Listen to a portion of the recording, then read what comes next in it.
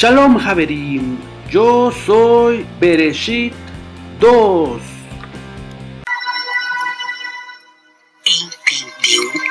Bienvenidos al video. ¿Quién es el anticristo? ¿Cuál será su marca?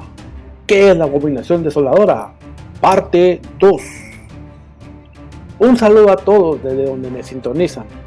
Quiero enviar saludos hasta México, Estados Unidos, Colombia, Perú, Guatemala principalmente. Y gracias por los saludos especiales desde Chile y desde Alemania. A todos, gracias por sus saludos en sus comentarios. Y ahora ya somos más de 380 suscriptores a este canal.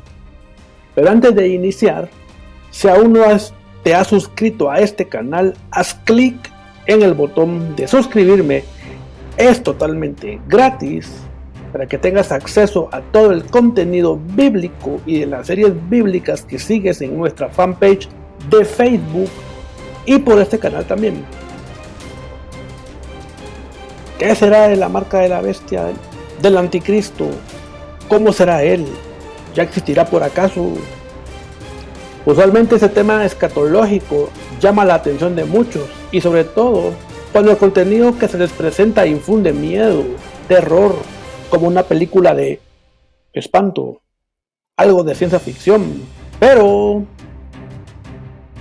si yo te dijera que para conocer o tener idea de qué podría ser esa marca, primero convendría conocer al pueblo, o mejor dicho, el imperio al que ese personaje va a pertenecer. Hoy vas a conocer una verdad de ese pueblo que muchos, por conveniencia, no hablan de eso. Y conociendo esa realidad, respondería incluso a muchas consultas que muchas personas se hacen el día de hoy, cuando quieren saber más sobre el anticristo y los últimos tiempos. Así que te presento la historia que no te contaron sobre el Imperio Romano. Y vamos a hacer el resumen del video anterior, en donde vimos que el anticristo pertenece al Imperio Romano, el cual para el momento en que inicie la semana 70 va a estar restaurado como una conferencia o confederación de 10 reyes que le entregarán su poder al anticristo, y a la mitad de la semana 70 este surgirá de entre ellos y romperá el pacto de paz que éste habrá de firmar con Israel, y a continuación ejecutará la abominación desoladora. Hoy te pediré que tengas tu Biblia en mano para ver los capítulos 2, 7 y 8 de Daniel, en donde vamos a ver dos perspectivas: la que Yahvé le mostró a Nabucodonosor con la estatua de 4 metales, y la que le mostró a Daniel con las 4 bestias. Como la mayoría ya sabemos, la cabeza de oro equivale al león con 2 alas. Los brazos y el pecho de plata equivalen al oso con 3 costillas. El vientre de bronce equivale al leopardo con 4 cabezas. Y por último, las piernas de hierro y los pies que tenían mezcla de hierro con barro equivalen a la 4ª bestia de 10 cuernos. Una cosa hay que destacar, bien que cualquiera podría decir, pero a través de la historia y de los mapas, ninguno de esos imperios llegó realmente a dominar el planeta entero, lo cual es totalmente cierto, pero tenían el permiso divino para llegar a hacerlo, y esto hay que tomarlo en cuenta porque lo hablaremos cuando hablemos del 4º reino. Y aquí hacemos los contrastes de ambas visiones, para que puedas ver que Yahvé es libre de hablarle a quien él quiera, pero no le habla a todos por igual. ¿Y por qué digo esto? Hay religiosos que dicen que Yahvé no le puede hablar a pecadores y bla, bla, bla, con su posición legalista, que nada bueno conduce al final. Nabucodonosor vio la grandeza exterior de esos imperios. Daniel vio el verdadero carácter interno, cruel, malvado y despiadado de esos 4 imperios. Y es por esa razón que a Daniel se le permitió conocer más detalles. Para cuando interpretó el sueño del rey, Babilonia comenzaba y estaba en el cenit de su poder. Pero cuando tuvo la segunda visión, ya Babilonia tenía los días contados y solo era cuestión de tiempo para que los medos y persas ocuparan su lugar como imperio mundial. Todo esto lo podemos leer en los capítulos 2 y 7 de Daniel respectivamente. Y como si le hicieran un zoom para destacar al imperio medo-persa y griego, es como leemos el capítulo 8, el cual, como puedes observar, agrega a estos dos imperios dos detalles representados en el carnero y el macho cabrío. Y estos detalles, que son una tercera visión, relatan los sucesos que tendrán impacto directo con Israel en los siguientes años.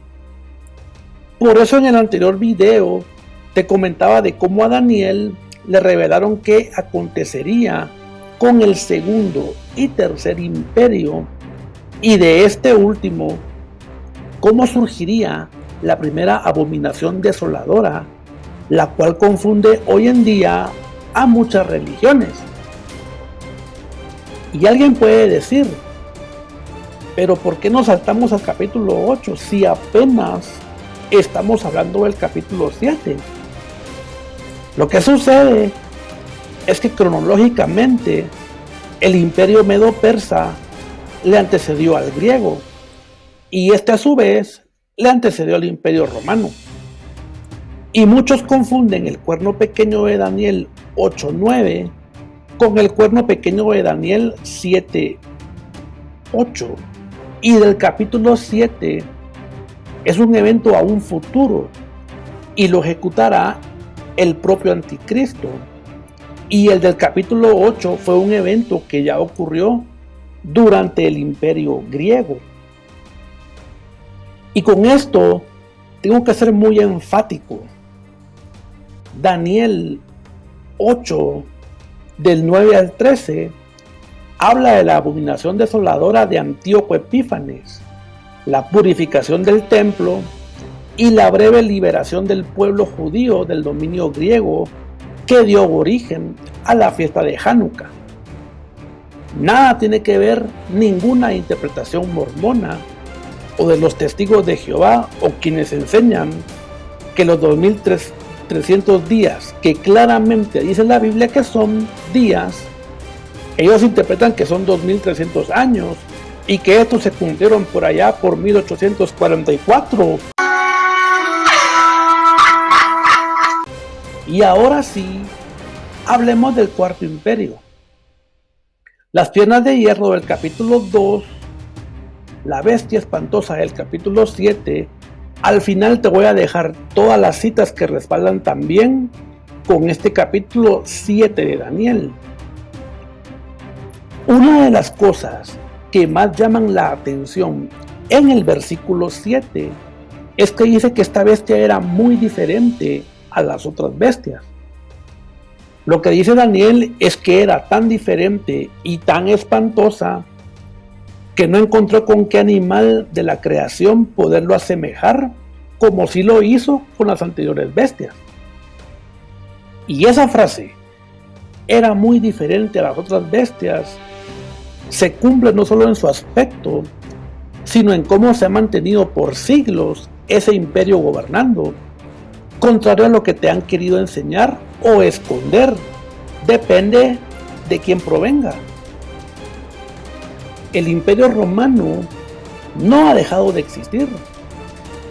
Su poder militar fue el que terminó por allá en el año 476 después de Cristo. Pero antes de eso, el imperio tuvo una transformación que va acorde a este versículo 7. Y es que pasó de devorar y desmenuzar con su poder militar, que sofocaba cualquier intento de rebelión con sus legiones romanas, a hacerlo por la vía religiosa. Antes, se dividió en dos en el año 285 después de Cristo, y esto va en sintonía con las dos piernas de hierro de la estatua. El Imperio Romano persiguió a la iglesia primitiva, así como a los judíos por su fe. Y lo que no pudieron sofocar con la espada, aplicaron al dicho popular: cuando no puedes contra el enemigo, únetele.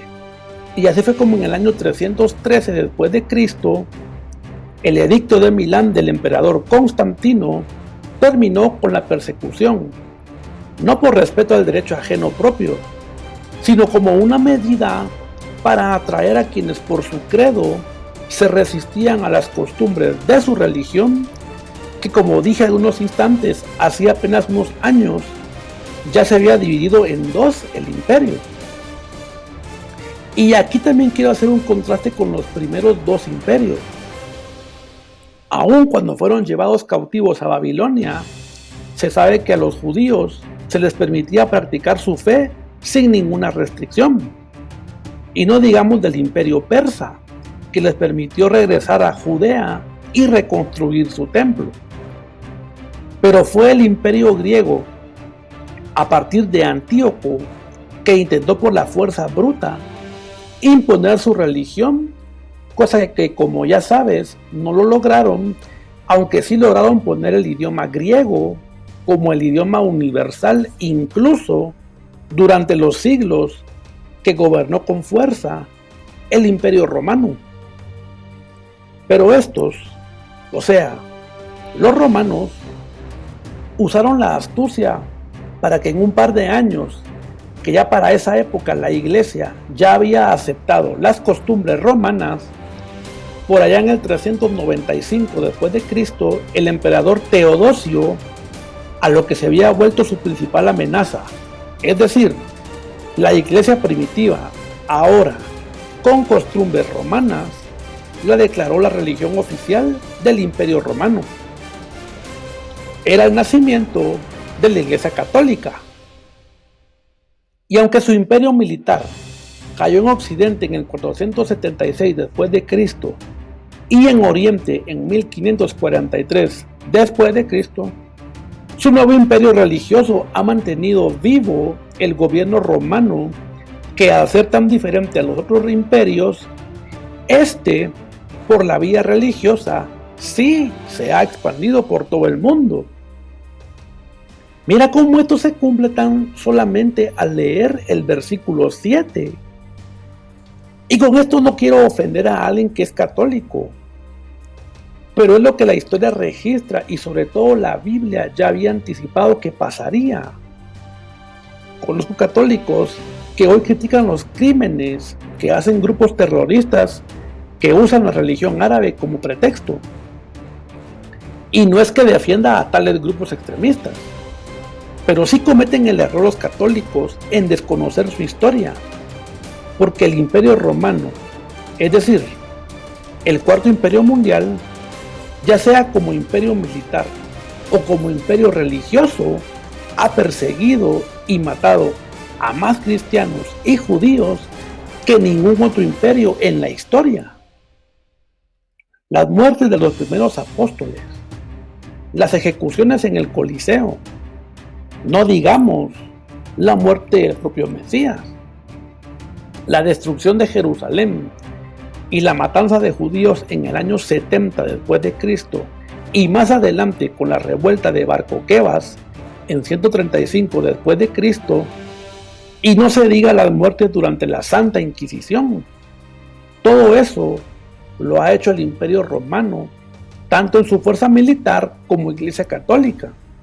Y esta última, cuando ha podido, ha recurrido a su naturaleza bélica para convertir a inconversos a la fuerza. Hazte una pregunta. ¿Qué fue que nuestro continente, o cómo nuestro continente se volvió católico? No fue por una obra verdadera de evangelización, no. Claro, los conquistadores nunca te van a contar las masacres que hicieron en nuestros pueblos 500 años atrás. Aquí en Guatemala, los pueblos indígenas, por ejemplo, sus líderes eran quemados en la hoguera por negarse a convertirse al catolicismo, lo mismo que estos ya venían haciendo tiempo atrás con las cruzadas y las inquisiciones. Pero, ¿por qué hablo todo esto? ¿O qué tiene que ver esto con el anticristo? Todo esto es algo que no me estoy inventando. Es una realidad que muchos ignoran y no puedes pretender conocer temas escatológicos sin voltear a ver la historia del pasado y que solo confirma lo que se vendrá para el futuro.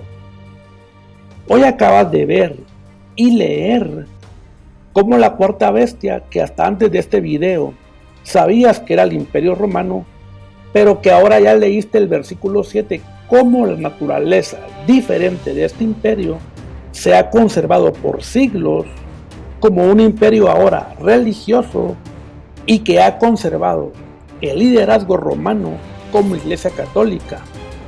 Y esta última es la falsa religión que menciona más adelante Apocalipsis, específicamente en el capítulo 17. Y como lo dije al principio, si según Daniel 9, 26, 27, el anticristo emergerá del propio imperio romano, este no será diferente a los anteriores emperadores romanos, que es conocido por todos que mostraron desprecio, por no decir odio hacia Israel y el evangelio de Yeshua. Bien dice un dicho que las cosas se parecen a su dueño, y en este contexto, las características que ahora ya conoces que describen la historia del Cuarto Imperio Mundial serán las mismas que caracterizarán a su último líder, pero esto lo vamos a ver en una tercera parte de esta serie. ¿Qué características tiene el cuerno? ¿Por qué tiene ojos? ¿Qué era lo que decían? ¿Y cuál va a ser el destino final que ese cuerno tendrá cuando sea la venida de Yeshua? Y si quieres saber de este y otros personajes, no olvides suscribirte a este canal haciendo clic al botón de suscribirme para que obtengas todas las noticias, activando la campanita de notificaciones. Pero también puedes seguirnos en nuestras redes sociales. Puedes seguirnos en Facebook, en la página de Bereshit 2, la única página de Facebook donde aparece nuestro nombre escrito en hebreo. Pero si no te basta con eso, también puedes seguirme en mi Instagram personal, pcontreras82. Y recuerden, Javerim, Shema Yisrael, Yahvé Eloheinu, Yahvé Echad. Hasta aquí las palabras de Bereshit 2 y Laila Tov.